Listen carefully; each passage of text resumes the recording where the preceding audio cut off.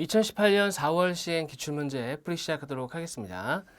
자, 6번부터 한번 볼게요. 6번, 7번이 세트형 문제인데 이 문제부터 한번 살펴보도록 하겠습니다. 자, 다음 글을 읽고 이어지는 질문에 답하시오 라고 했습니다. 그리고 나서 6번에서는 어떤 것을 물어봤냐면 다음 글을 읽고 이해한 것으로 올바르지 않은 것, 즉 내용 일치를 물어봤고요. 그 다음에 7번의 경우는 다음에 밑줄 친 기억에 해당하지 않는 것, 기억이 뭐냐, 기억에 대한 내용과 해당하지 않는 것 그랬으니까 어긋나는 내용을 찾으라는 얘기입니다. 자, 우선 팁을 좀 드리자면 6번과 같이 내용 일치 문제의 경우에는 글을 전체적으로 다 봐야 되잖아요. 그러다 보니까 보통은 선택지를 먼저 한번 읽어보시고 지문으로 가시는데 결과적으로 결론만 말씀을 드리자면 이 선택지를 읽는다고 해서 이 내용이 기억에 남느냐, 그렇지는 않아요. 물론 남는 분들도 계시겠지만 대체로는 그냥 흐릿한 기억으로 넘어가거든요. 그렇기 때문에 사실은 그냥 한번 훑어보는 정도? 뭐 그 정도는 가능할지 몰라도 이 선택지 하나하나를 꼼꼼하게 외우고 들어가겠다라는 것은 조금 어렵습니다. 그렇기 때문에 제가 추천드리는 방법은 설사 그 실전 문제에서는 해당 선택지를 보고 가시는 걸로 선택한다 하시더라도 지문을 먼저 보시고 지문에서 특징을 발견한 다음에 그 특징을 선택지에 적용해보는 그 반대의 경우가 독해에 있어서 조금 더 도움이 됩니다. 그래서 제가 앞에 있었던 기출 강의에서도 말씀을 드렸지만 결과적으로는 독해는 글 전체적으로 다 이해가 돼야 됩니다. 자, 그 다음에 7번에 대한 내용의 팁을 드리자면 7번의 경우 기억에 해당하는 것을 얘기하는 거거든요. 그럼 보통 이건 두 가지로 흘러갑니다. 첫 번째는 기억의 내용이 글의 내용과 무관하게, 무관하게라는 것은 상관이 아예 없다는 것이 아니라 보지 않는다 하더라도 풀리는 경우가 있고요. 그 다음에 글의 내용이 이해가 돼야 풀리는 경우가 있습니다. 근데 제가 저도 실제로 시험장에 들어가서 시험을 볼 때 이것과 관련된 내용이 나온 경우에는 대체로 무관한 경우가 많긴 했어요. 그래서 기억만 딱 보더라도 바로 문제를 풀 수 있는 형태가 많긴 했지만 우리가 대비를 해야 되잖아요. 그래서 글을 이해한다라고 생각하고 한번 이 문제는 좀 풀어보도록 하겠습니다. 자, 한번 지문을 좀 보죠. 보통 지명이 우리 생활과 동떨어져 있다고 생각하기 쉽다. 그러나 우리는 일상 속에서 늘 지명을 이야기하고 지명에 해당하는 장소를 찾아다닌다. 예를 들어서 누군가 우리에게 사는 곳을 물었을 때 우리는 지명으로 대답한다. 친구랑 여행 장소를 정하거나 시내로 쇼핑을 하러 갈 때도 지명을 말한다. 점점점 계속해서 우리는 지명에 대해서 여행 장소를 정할 때나 쇼핑 나갈 때도 지명을 말한다. 즉 지명이라는 것은 우리 생활 속에 있다는 거예요. 그죠? 또한 우리의 이름 속에서도 지명이 숨겨져 있다. 우리의 성명은 성씨와 이름으로 구분되는데 모든 성씨는 본관이라는 게 있다. 무슨 이씨, 무슨 뭐 김씨 이런 것처럼 됐죠? 자, 그래서 만약에 전주라는 것이 들어가 있었다면 뭐 전주 땡씨 이런 것은 땡씨의 조상이 고향 혹은 경제적 근거지가 전주였다는 것을 의미한다. 따라서 모든 한국 사람의 성씨에는 지명이 숨어 있는 것이다. 자, 그러니까 이 첫 번째 문단에서 얘기하고자 하는 것은 뭐냐면 지명이라는 것이 우리의 생활과 동떨어져 있다. 왜냐하면 별로 인식해 본 적이 없기 때문에. 자, 생각하기 쉽지만 실제로는 모든 사람이 가지고 있는 그 성 안에 지명이 숨어져 있다. 이 얘기입니다. 즉 밀접한 관련이 있는데 인지를 못했다. 이 얘기입니다. 됐죠? 자, 그 다음에 두 번째, 우리나라의 지명은 역사적으로 많은 우여곡절을 겪으면서 변천해 왔다. 자, 지명이 변해왔대요. 그러면 이제 어떻게 하는 거예요? 어떻게 변하는지, 그죠? 어떻게 변해왔는지를 설명해 줘야 되겠죠. 그죠? 자, 그러나 자세히 관찰하면 우리나라의 지명만이 갖는 특징이 있는데 이는 우리 지명의 대부분이 지형, 기후, 정치, 군사 등에서 유래되었다는 점이다. 우리나라 지명에는 산, 곡, 현, 천, 신, 대, 송 등의 한자가 들어가 있는데 이 중에 산악지형이 대부분이 한반도 산과 골짜기 넘는 고개, 하천, 반영 이런 겁니다. 그래서 여기 나와 있는 산, 그 다음에 곡, 현, 천 이런 것들이 뭐라는 거예요? 산과 골짜기, 하천 이런 것들을 반영했다. 지형을 반영했다라는 것입니다. 그런가 하면 신, 그 다음에 대 이런 것들은 이 인구 증가와 개척, 간척에 따라 형성된 새로운 마을, 그 다음에 송, 어디 가장 흔한 소나무 반영, 그 다음에 상, 내, 남, 동, 하 등의 한자와 석, 암, 수, 포, 정, 촌 장용, 월, 점점점 이런 것들이 모두 다 어떠어떠한 역할을 했다 이겁니다. 됐죠? 그래서 뭐 석이나 암의 경우에는 뭐 큰 돌이 있었다, 큰 바위가 있었다라는 것이고, 그 다음에 수나 정의 경우는 물을 중심으로 생활을 했다 이런 표현이 들어가 있다는 얘기죠. 그래서 이런 그런 각각의 한자어가 하나씩 들어가 있는 경우, 그죠? 그런 것들이 반영이 되었다. 이런 것들이 세 번째 문단에 나오는 내용입니다. 자, 그 다음에 넘어가서 한자로 된 지명, 보통 우리말의 지명에 차음과 차운을 따랐기 때문에 어느 정도는 원래 뜻을 유추할 수 있다 그랬습니다. 자, 보세요. 뭐 그리고 나서 이제 그 뒤에는 그런데라고 해갖고 내용 자체가 전환이 됩니다. 전환이 돼요. 전환이라는 것은 뭐냐면 앞의 내용하고 다른 내용으로 전개가 된다는 겁니다. 보통 우리가 얘기할 때 근데 이런 거 있잖아요. 근데 있잖아 이런 거는 앞의 내용과는 사실 무관하거나 내용 자체를 조금 변화를 줄 때 쓰는 게 전환이고요. 보통은 앞에 있는 내용보다는 뒤에 있는 내용이 더 중심 내용이 됩니다. 이런 것에 해당하는 것이 역접도 있죠. 역접. 그렇죠? 뭐 그런 것들. 자, 일단은 기억이 등장했어요. 차음이라는 게 뭐냐? 차음이라는 것은 의미와 관계없이 음만 빌렸다는 거예요. 음만. 그 다음에 차운이라는 것은 뭐냐면 이것도 마찬가지로 본래 의미와는 관계없이 같은 음의 다른 말을 쓰는 거예요. 그죠? 자, 그런 것을 차음과 차음과 차훈 이렇게 얘기하는 겁니다. 자, 그래서 그 차음과 차훈만 가지고도 원래 뜻을 유추할 수 있었다. 그런데, 그죠? 상황이 바뀝니다.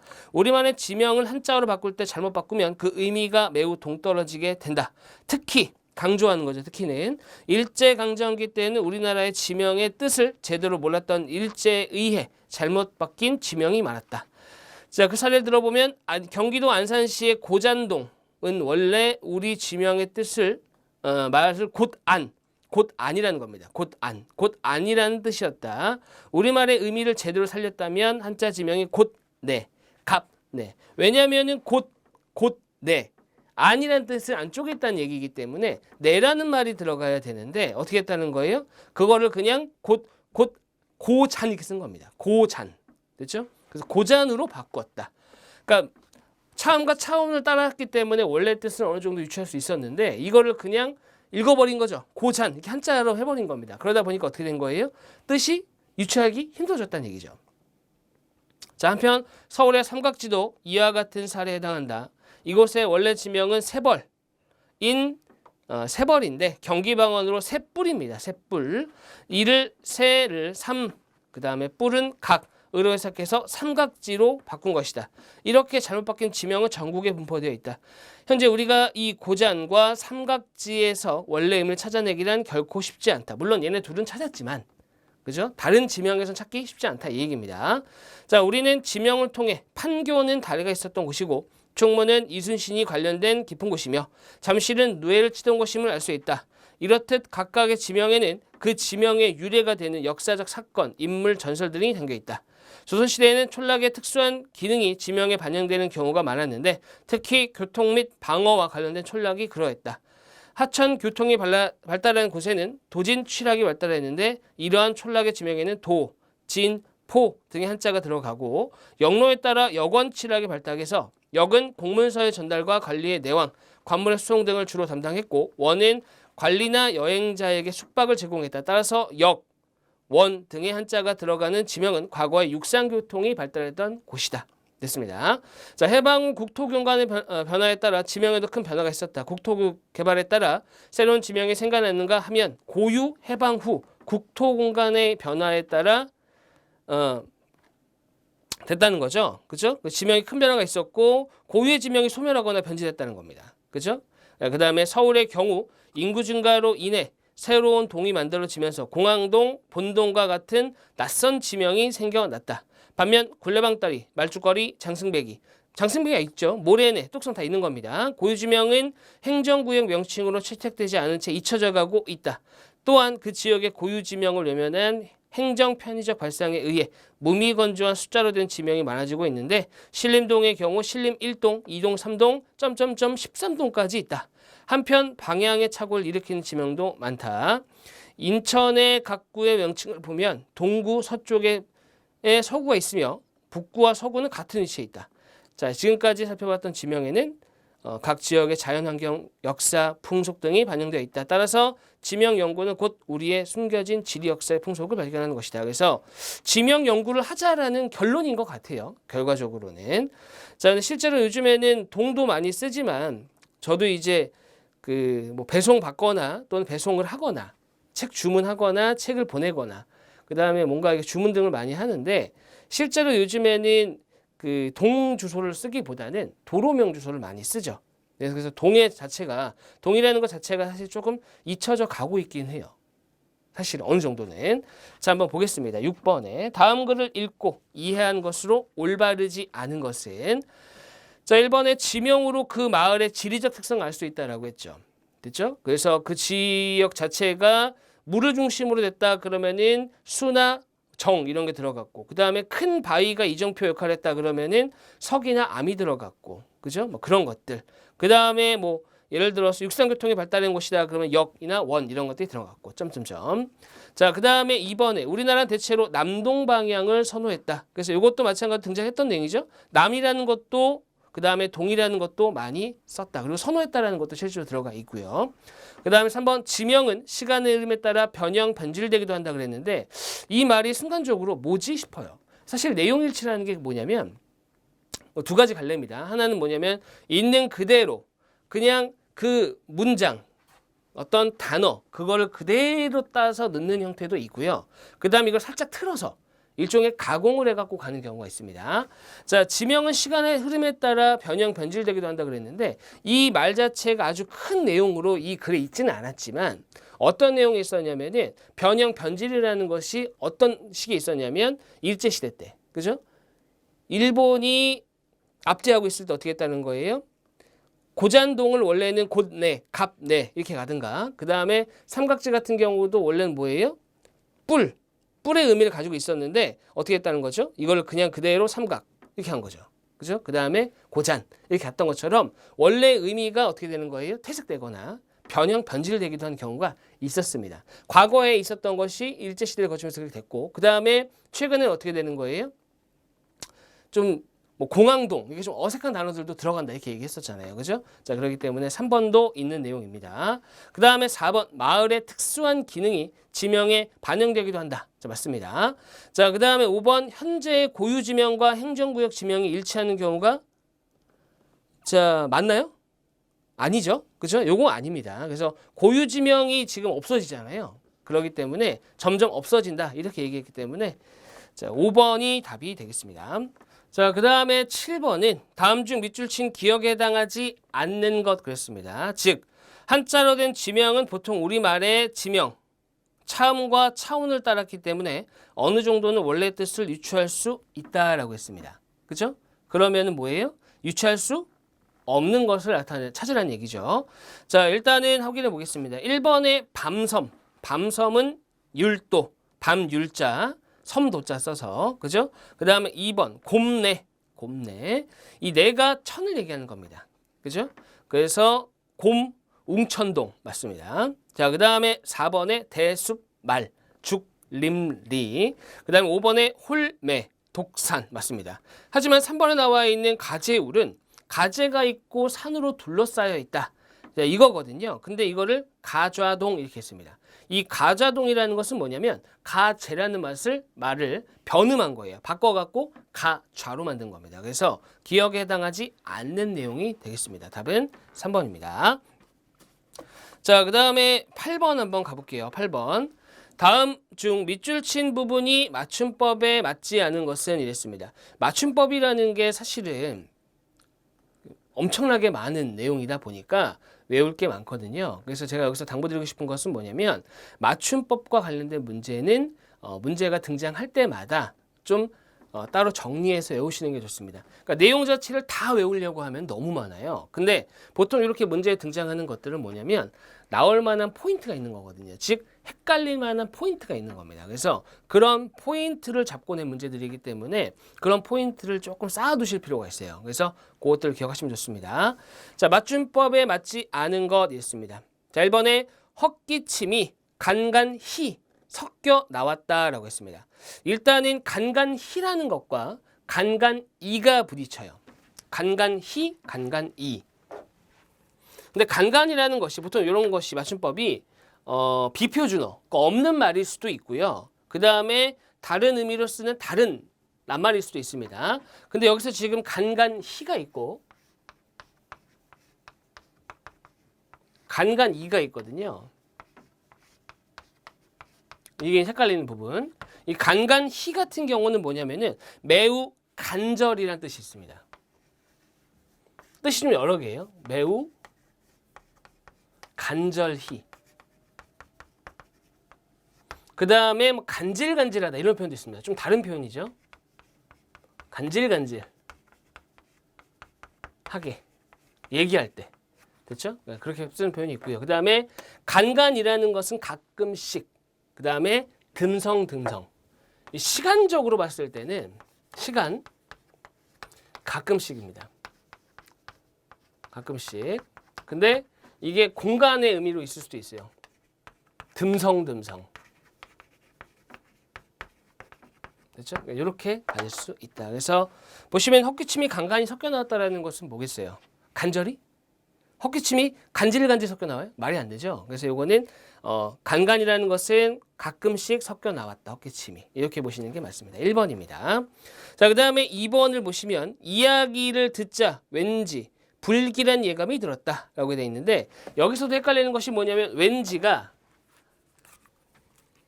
두 가지가 헷갈려요. 이 왠지인지. 됐죠? 그 다음에 요 왠지인지. 둘 다 발음 왠지거든요. 근데 이 왠지가 비표준어입니다. 그래서 이거는 아예 맞는 말이 아니에요. 그래서 요것만 쓰셔야 됩니다. 자, 그 다음에 세 번째. 그 남자의 굳은 살 박인 발을 봐라고 했습니다.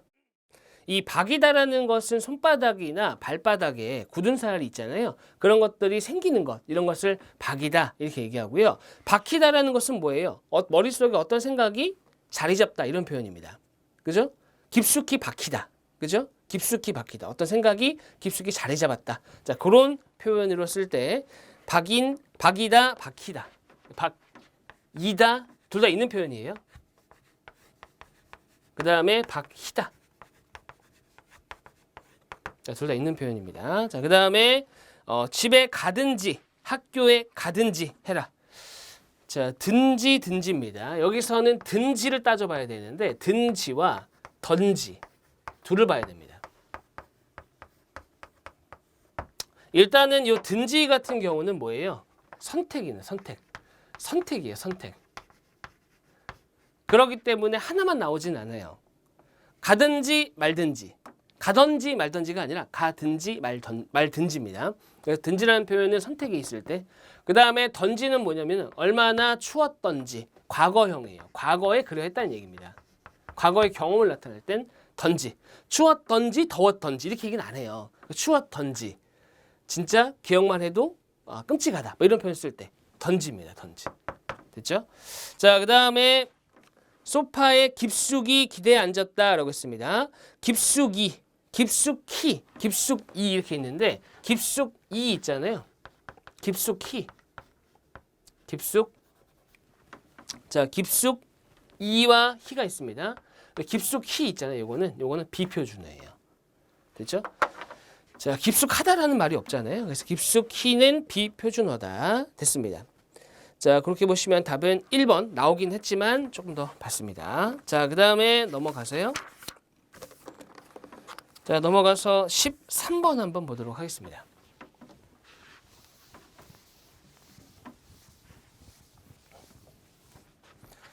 자, 13번은 톱니의 수가 12개인 A 톱니바퀴와 20개인 B 톱니바퀴가 서로 맞물려 있다. 각각의 톱니에 1에서 12, 1에서 20까지의 숫자가 적힌 스티커를 붙여뒀다. 즉 A 톱니바퀴가 12개고 B 톱니바퀴가 20개니까 1번부터 12번, 1번부터 20번까지 적힌 스티커를 붙일 수 있는 거죠.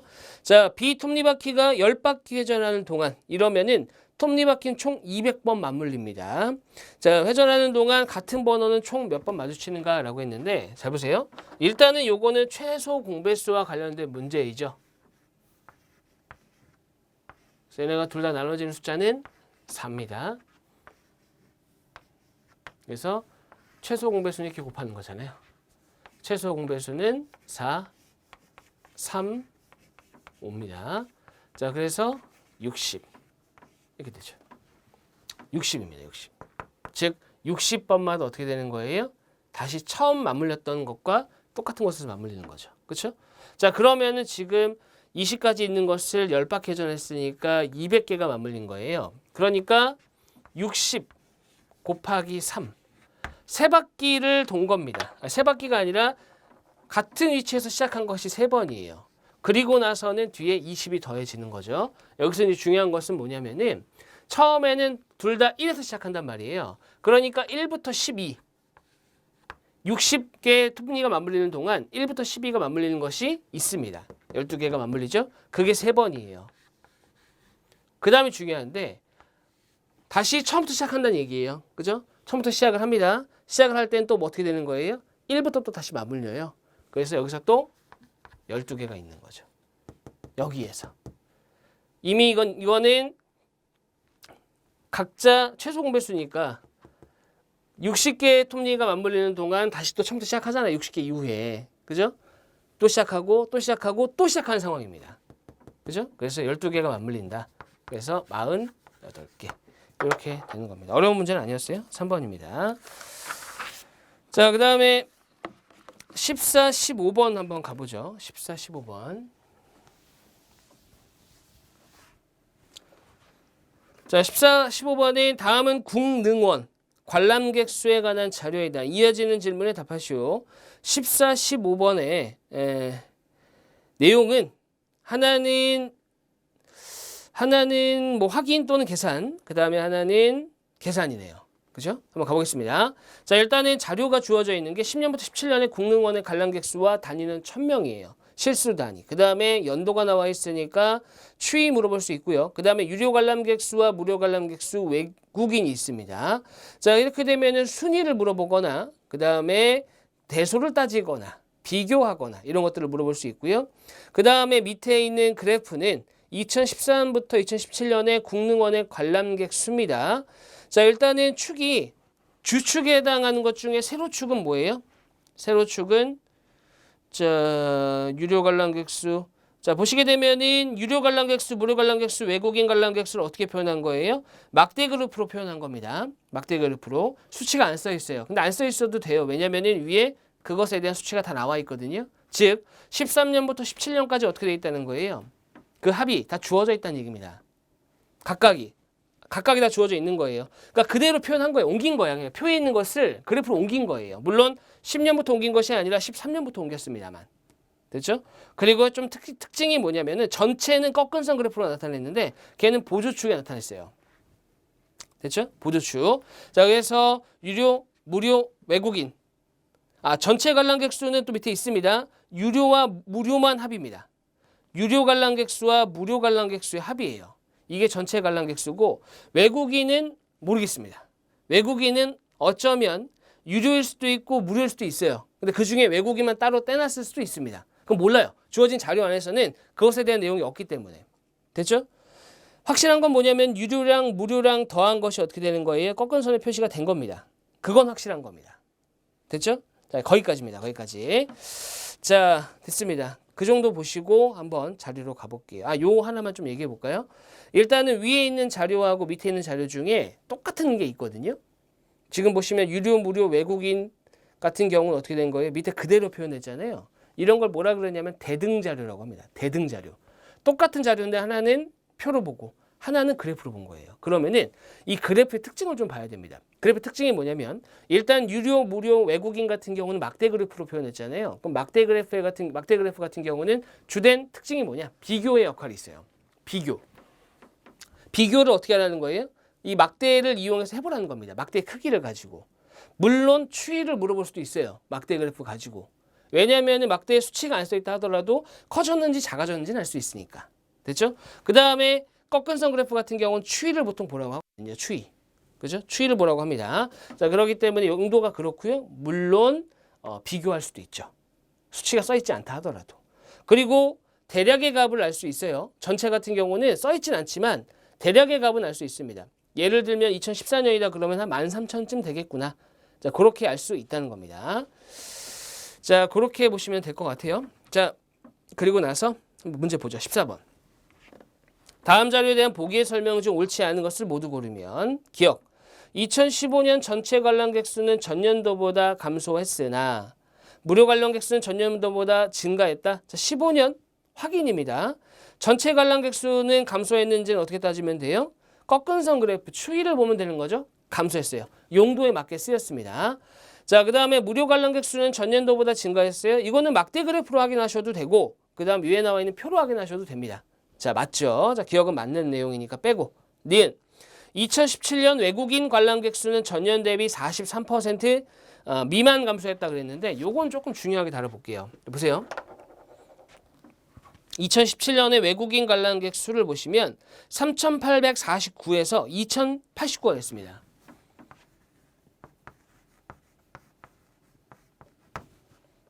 (2089) 이렇게 된 거죠. 그럼 감소율 공식은 증가율 공식에다 마이너스만 붙이면 되거든요.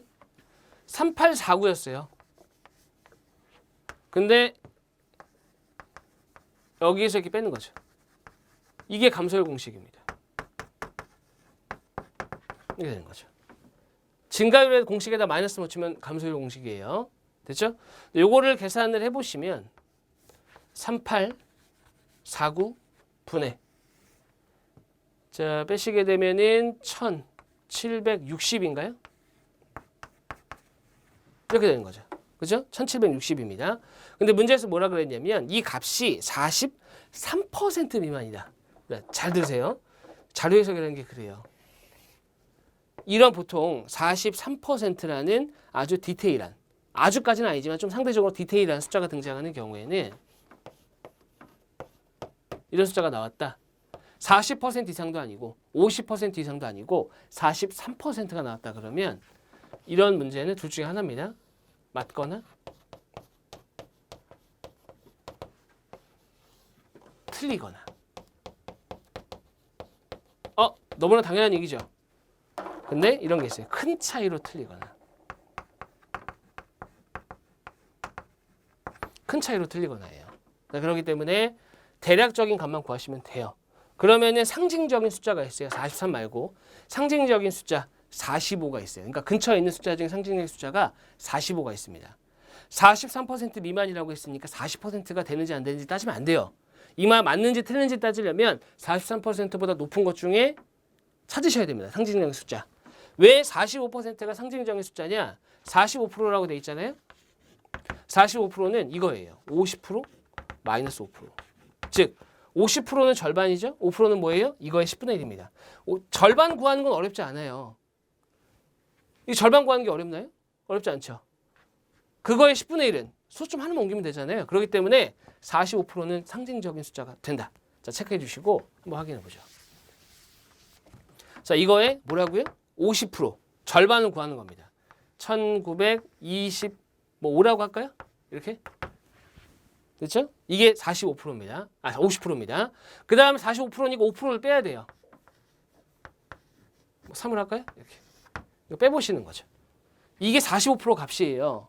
근데 이 45% 값보다 얘가 만약에 크다면 당연히 43% 미만이 아닌 거죠. 이해되시죠? 자, 그러면은 빼보면 어떻게 됩니까? 32, 1732예요. 즉 1732보다 얘가 크다는 것은 뭘 의미하는 거죠? 얘가 45%보다 크다. 그 의미죠. 이해되시죠? 자, 그렇게 가는 겁니다. 자, 그래서 니은은 그렇게 해결하셔야지 고지고대로 43%가 되는지 일일이 따져서 확인하시면 안 됩니다. 45%는 상징적인 숫자다. 50% 빼기 5%. 됐죠? 디귿. 자, 2014부터 17년의 전체 관람객 수와 유료 관람객 수의 증감 추이는 같다. 자, 확인해 보시면 돼요. 그다음에 리얼 2011부터 17년까지 전체 관람객 수가 전년 대비 가장 많이 증가한 해는 2012년이다. 증가율을 물어봤다면 얘기가 좀 다르지만 증가량을 물어본 거거든요. 증가량을 물어봤습니다. 자, 그렇기 때문에 전체 관람객 수의 증가폭이 가장 큰 걸 찾으시면 되고요. 자, 딱 봐도 2014년이 더 크죠. 2012년이 아니라. 됐죠? 자, 2012년은 더해보면 얼마예요? 더해보면은 1,900입니다. 1,900. 1,900인데 11,000 정도 된 거예요. 비교가 안 되죠. 자, 그래서 1900. 전년도가 9천 아니다. 1400 정도 되네요. 그럼 500 정도 증가했네요. 500. 됐죠? 이렇게 비교하면 되겠습니다. 자, 그래서 2014년이다. 어렵지 않게 나옵니다. 그래서 답은 4번이고요. 그 다음에 15번은 전형적인 계산 문제. 전형적인 계산 문제예요. 그래서 보시면은 2018년 국능원의 관람객 수 예측 자료를 참고해서 2018년 예상 전체 관람객 수와 예상 외국인 관람객 수 올바르게 구한 것은 소수점 이하 첫째 자리에서 버린다. 바울이 버린다네요. 버린다. 첫째 자리에서 버린다라는 건 뭐예요? 자연수만 쓰라는 얘기죠. 그렇죠? 자, 고궁의 야간 관람 및 문화가 있는 날에 행사 확대 운영으로 유료 관람객 수는 2017년 대비 24% 정도 증가한다. 요거는 5187 곱하기 24% 증가하면 이겁니다. 그죠? 요거. 그 다음에 두 번째 적극적인 무료 관람 컨텐츠 개발로 무료 관람객 수 2010년 물론 관람객 수의 40% 수준이다. 40% 2.4배 수준이다. 2.4배. 2.4배면 곱하기 2.4라는 얘기예요. 그죠? 3354. 맞죠? 55 곱하기 2.4. 이 둘을 더한 것이 뭐예요? 전체 관람객 수입니다. 그 다음에 외국인을 위한 문화재 안내판 해설 등의 서비스 2017년보다 35,000명 정도 증가한다. 주의하셔야 되는 건 뭐냐면 단위가 1,000명이었어요. 그러니까 35,000명이다라고 하면 뒤에 1,000명 단위를 붙인다 생각해보면 35만 더 하셔야 돼요. 그래서 2089 요걸 구하라는 얘기입니다. 그렇죠? 그래서 답은 4번입니다. 4번. 자, 그 다음에 그 문제 해결스러운 하지만 수리 능력인 문제 중에 20번이 있습니다. 20번. 자, 문제 해결에서도 이렇게 많이 물어보거든요. 그 시차 관련해서. 근데 문제 해결 능력이 딱히 보이지 않기 때문에 수리 능력으로 비슷한 걸 하나 골라봤어요. 자, 20번입니다. 세계 표준시는 본초 자원선인 영도를 기준으로 동서로 각각 180도, 360도로 이루어져 있으며 경도가 15도마다 1시간 시차가 생긴다. 동경 135도인 우리나라가 3월 14일 현재 오후 2시일 때 동경 120도인 중국은 같은 날 오후 1시이고 이 얘기가 뭐예요? 15도, 동경 15도를 앞서 있으니까 1시간이 빠르다라는 얘기입니다. 1시간이 빠르다. 그죠? 근데 서경 75도다라고 했으니까 서경이면 동경의 반대쪽이잖아요. 그죠?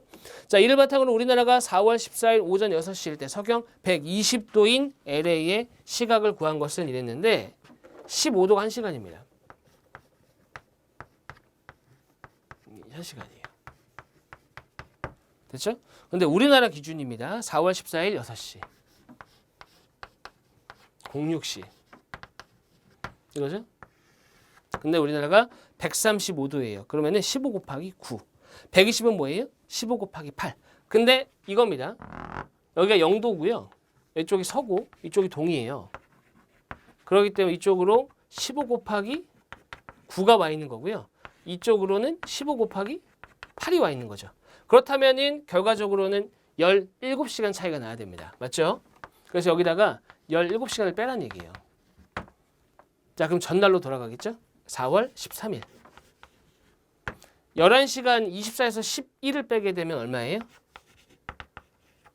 13시. 그래서 오후 1시입니다. 답은 1번이 되겠습니다. 자, 여기까지 해서 마무리하도록 하겠습니다. 수고하셨습니다.